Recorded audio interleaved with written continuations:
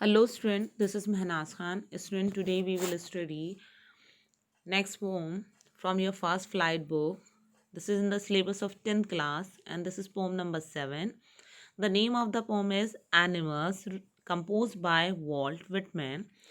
This poem has been taken from Song of Myself in Leaves of Grass. This is the collection of poem composed by Walt Whitman and this is one of them. In this poem, poet is explaining the good qualities of animals which are better from human beings. The quality those human beings are having, they are not so good as the animals are having.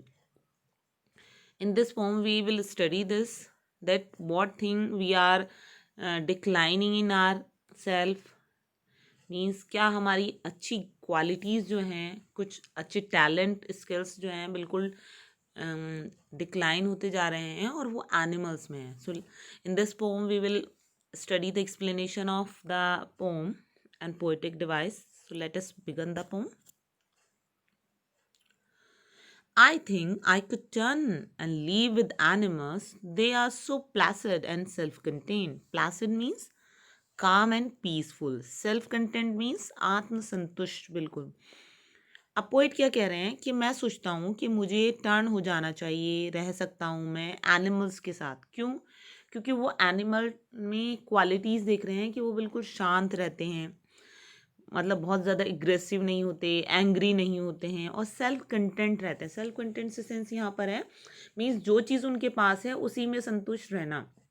जबकि human beings क्या होता है, human being उसमें कभी संतुष्ट नहीं रहता है. जितना उसको मिलता है वो और मोर एंड मोर मोर चाहता है. अगर एक इंसान के पास साइकिल है तो वो चाहेगा कि उसके पास बाइक या स्कूटी हो, वो होगी तो कार चाहिए. मतलब उसकी डिज़ायर्स बढ़ती चली जाती हैं, कभी वो सेटिस्फाइड नहीं हो पाता.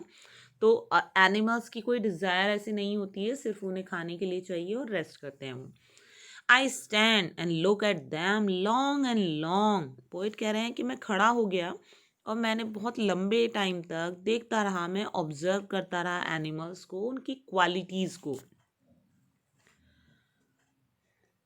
दे do not sweat and wince about their condition. wince means cry and complain.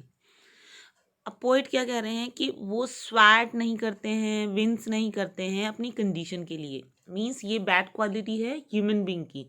स्वैट करने से सेंस यहाँ कह रहा है कि किसी चीज़ को पाने के लिए बहुत ज़्यादा हार्ड वर्क नहीं करते हैं वो.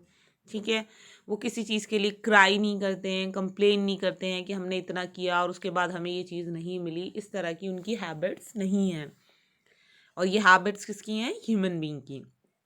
दे do not lie awake in dark and weep for their sin. वो कभी भी झूठ नहीं बोलते हैं. वो ऐसे नहीं हैं कि वो अंधेरों में जागते हों, रातों को जागते हों और अपने सिन मीन्स होता है क्राइम, अपराध, जो हमने गलती की है, गुनाह किया है, उसके लिए वो रोते रहें सारी रात. ये ह्यूमन बींग करते हैं कि सारी रात वो रोते रहते हैं, परेशान रहते हैं, डिस्टर्ब रहते हैं. They do not make me sick discussing their duty to God. कुछ लोगों में क्या आदत होती है कि वो डिस्कस करते हैं अपनी ड्यूटीज़, क्या जो उन्होंने काम किया है गॉड के लिए, चैरिटी के वर्क किए हैं, जो कुछ अच्छा परफॉर्म किया है, तो वो सब कुछ शो करते हैं, ओवर शो करते हैं. तो ये चीज़ राइटर को क्या करती है? सिक करती है, मीन्स टायर्ड करती है. उसने ऊब जाते हैं उस चीज़ को सुन सुनकर लोगों की ओवर शोइंग को, कि उन्होंने वहाँ इतने पैसे दिए, उस भिखारी की मदद की या उस मंदिर में या उस मस्जिद में दिए. Just like this over showing जो होती है वो इस तरह की, जो डींगे हाँकना होता है, बूस्टिंग करना होता है, उस चीज़ों से वो बहुत ज़्यादा परेशान है.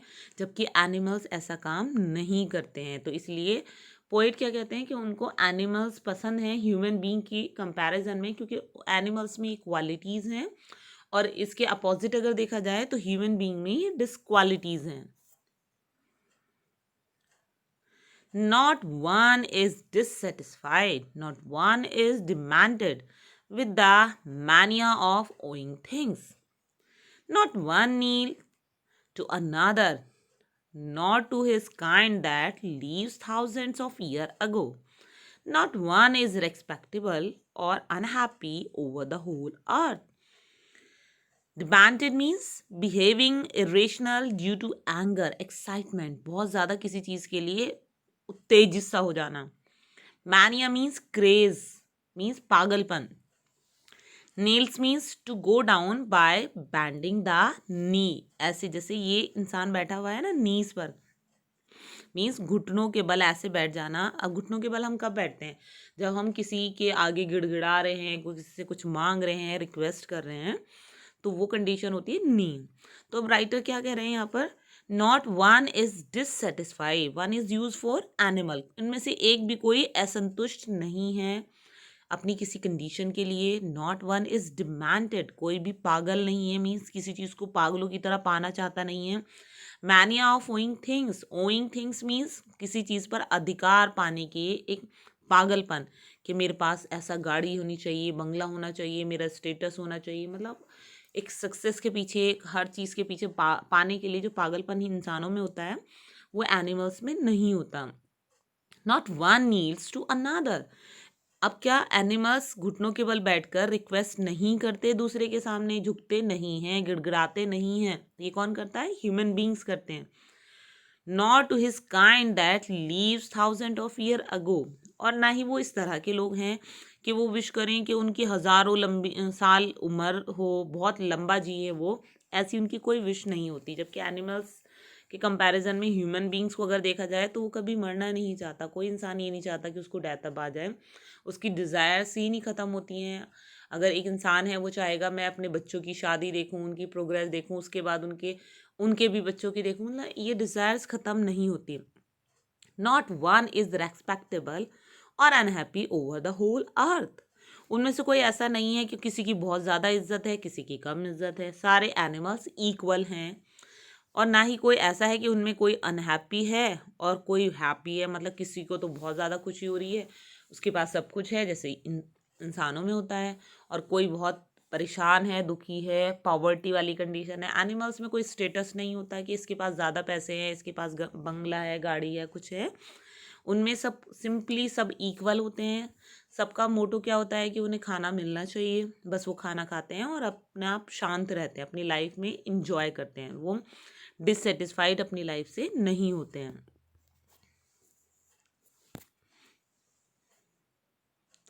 So they show their relation to me and I accept them. They bring me token of myself. They even them plainly in their position. Token means here symbols, virtue, quality. And events means show, indicate करना. तो वो क्या कह रहे हैं? So they show their relations to me. अब poet यहाँ क्या बताना चाह रहे हैं कि उनकी इस अच्छी क्वालिटी जो है मुझे ऐसा फील कराती है कि जैसे मेरा उनसे कोई रिश्ता है. आई एक्सेप्ट दैम, और मैं इस चीज़ को फील करता हूँ, एक्सेप्ट करता हूँ.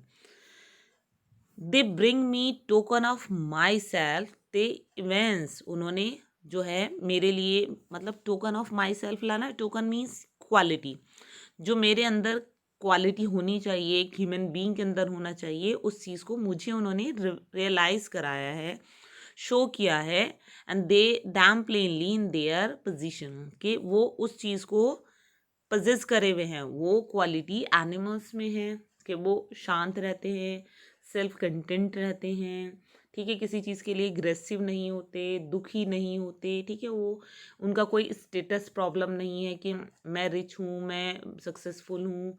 वो एक दूसरे के आगे झुकते नहीं है, घुटनों के बल नहीं बैठते. तो ये सारी डिसक्वालिटी ह्यूमन बीइंग में है, जबकि ये ह्यूमन बीइंग में क्वालिटीज़ होनी चाहिए. ये एनिमल में क्वालिटीज़ हैं इसकी. तो ये क्वालिटीज़ पोएट को रियलाइज़ होती हैं और वो एनिमल्स को बहुत अच्छा फील करता है, फ्रेंडली फील करता है.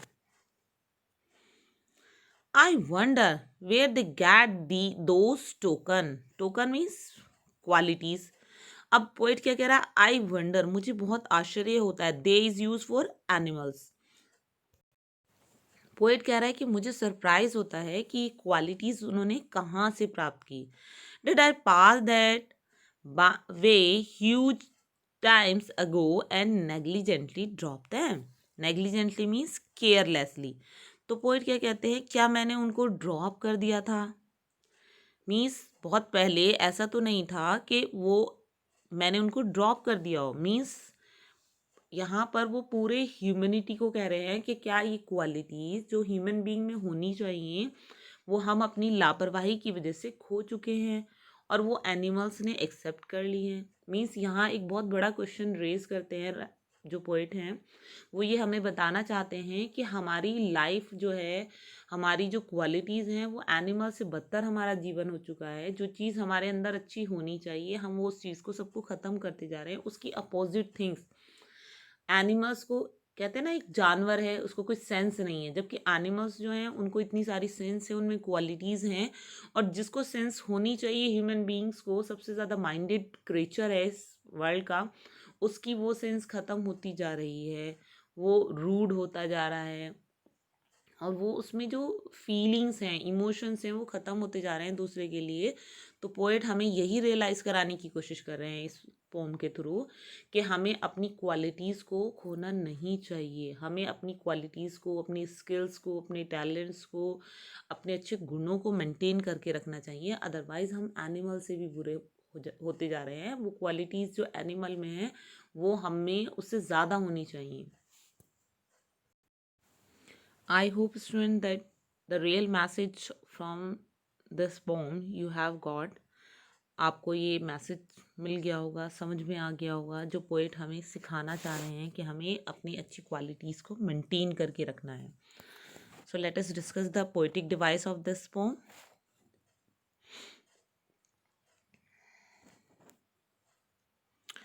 Firstly, we will see the rhyme scheme of this poem. Student, in this poem, if we observe that every line has a different type of words in ending, so here is no rhyme scheme. It is written in free verse. Free verse. What is free verse? Free verse is when we are not having any rhyme scheme. That is called free verse. अब हम देखते हैं इसके poetic device. In first two lines, what the poetic device is present here. Student, if you observe that two words long and long is repeated here, so repetition poetic device is here. Beside this, if we observe I think में I lie with animals, means I vowel is prominent here in first line. In this line, if you observe look, long, o prominent is here. So assonance literary device is here. जब कोई vowel repeat होता है बार बार, prominent होता है किसी line में, तो वहाँ एसोनेंस लिटरेरी डिवाइस होता है. In this stanza they do not, they do not, they do not means when two and more than two lines, consecutive lines started with the same words, that is anaphora literary device. यहाँ पर anaphora literary device है. Beside this we will observe make, me, ma, m जो है आपका consonant से start हो रहा है, तो यहाँ पर कॉन्सोनेंस एलिट्रेशन लिटरेरी डिवाइस है. जब कोई two and more than two consecutive words started with same consonants, जब सेम कॉन्सोनेंस से टू वर्ड स्टार्ट होते हैं, तो that is alliteration literary device. So we are having here alliteration literary device. Again in this stanza, not one, not one, not one. So this is anaphora literary device. In this stanza, they do not, and they do not is used in beginning of the three lines. So this is anaphora literary device. I wonder where they get those tokens. Did I pass that by huge time ago and negligently drop?